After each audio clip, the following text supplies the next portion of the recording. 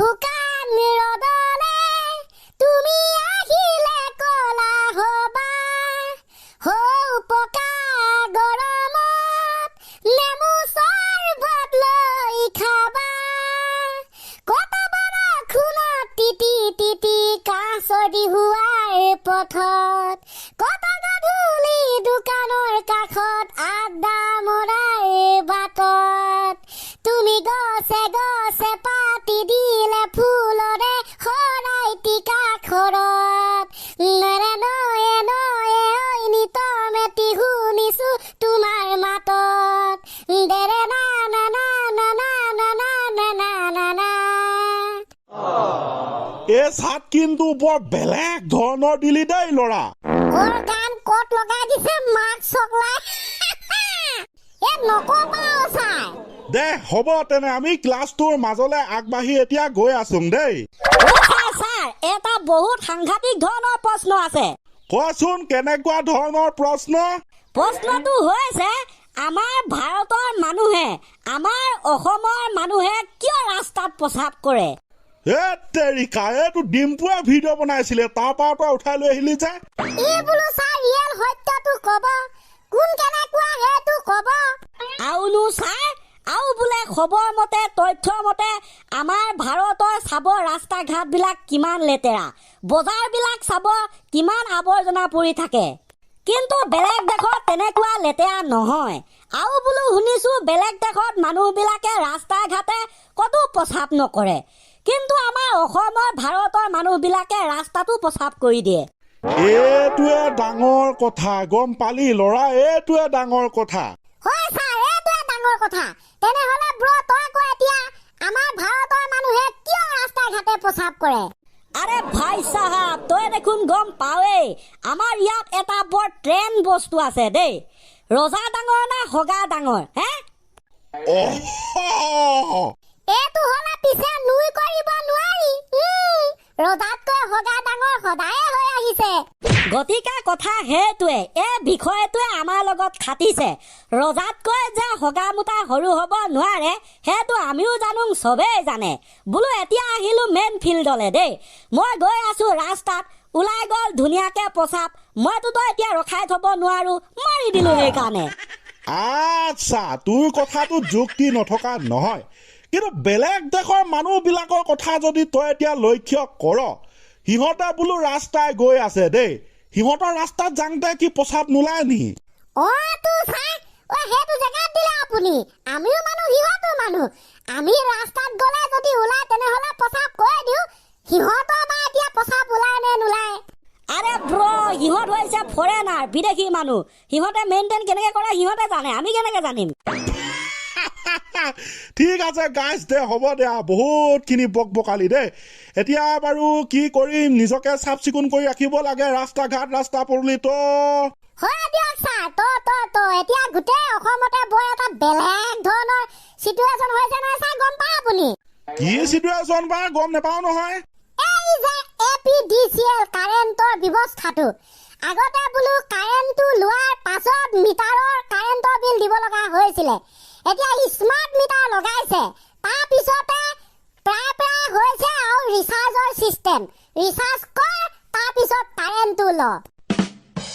হৈছে আমাৰ ফালে হৈছে আৰু লগালে সকলো। গতিকে ছাৰ এই ব্যৱস্থাটো অনাৰ পাছতে APDCL ৰ ফুল ফৰ্মটো সলনি হৈ গৈছে। সলনি হৈছে কেনেকে কি কত ই কব এতিয়া ছাৰ ভালকে? হয় ছাৰ আগতে APDCL ৰ সম্পূৰ্ণ নামটো আছিল তোমাৰ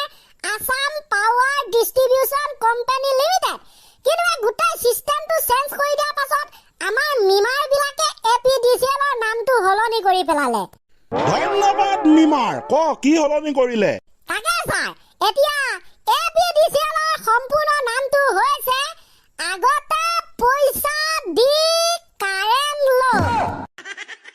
হে আগতে কাৰেণ্ট দি কি কৈছিলে আগতে পইচা দি কাৰেণ্ট ল ওটো হেই ৰ মই ভালকে বুজিম তেতিয়াহে হাঁহিম দেই এ মানে আগতে পি মানে পইচা ডি মানে দি চি মানে কাৰেণ্ট এল মানে লোক এই মিলিছে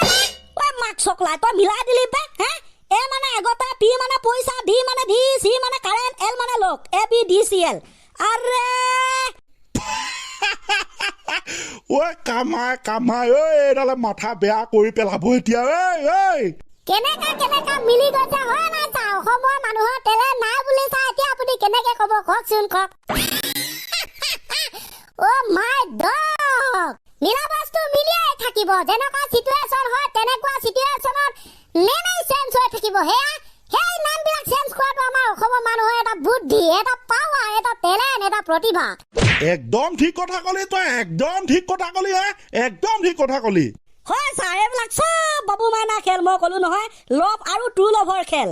এইটো আকৌ পটককে টপ কিল কৰ পৰা লভ আৰু ট্ৰু লভ জপা টপা টপ কি যাব ছাৰ আপুনি গম পায়নে লভ আৰু ট্ৰু লভৰ মাজত কি এটা পাৰ্থক্য আছে এইবিলাক মই কেনেকে গম পাম আছে চাৰি ক'ব এতিয়া বৰ বেলেগ ধৰণৰ পাৰ্থক্য এটা আছে জানো পাই এখন তহঁতে ক'ত কি বিচাৰি পা এইবিলাক চব তহঁতিহে জান দে কচোন ক শুনিহে চাং দে তাৰপিছত ক্লাছটো শেষ কৰিম একদম ছাৰ আপুনি একো চিন্তা কৰিবই নালাগবে দেই মানে এতিয়া মই কি ক'লো এতিয়া লভ আৰু ট্ৰু লভৰ পাৰ্থক্য দেই একদম প্ৰেমিক প্ৰেমিকা মানে বৰষুণৰ তিতাটো হৈছে লভ আৰু বজ্ৰপাতত পৰি একেলগে দুয়োজন মৰি থকাটো হৈছে ট্ৰু লভ ইনছে মিলিয়ে কথা শুন তাৰে ঐ কামা তই কি এটা উদাহৰণ দিলি বে তই দেখোন মাথাটোৱে বেয়া কৰিবি এতিয়া হৈ থাকে এইবিলাক এইবিলাকো মানে আমাৰ অসমৰ মানুহে বনোৱা আছা হয় নাই এনেকুৱা কথাবিলাক বা সঁচাকে চেলুট দে অসমৰ মিমাৰ বিলাকক বাও দিয়ক ছাৰ হাজাৰ চেলুট লাখ চেলুট যিমান দিলেও শেষ নহ'ব মানে আমাৰ অসমৰ মানুহৰ ইমান প্ৰতিভা আছে ৱা ঠিক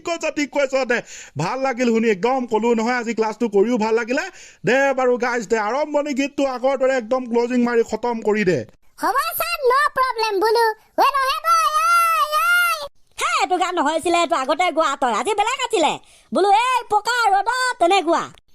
এনেকুৱাহে আছিলে বোলো 1 2 3 এই শুকান ৰ'দলে